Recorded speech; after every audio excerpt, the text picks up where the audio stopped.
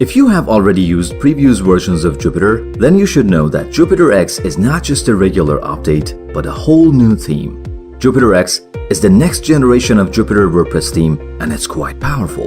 In fact, the most advanced we have ever created.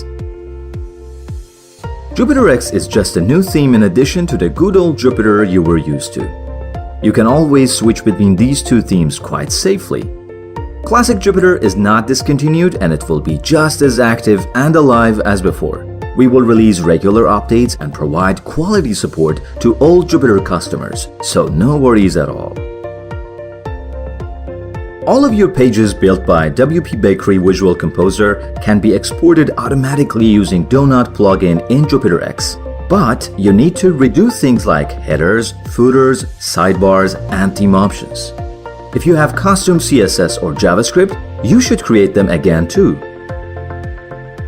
Alright, if you prefer to go back to the classic Jupyter, here is what you need to do.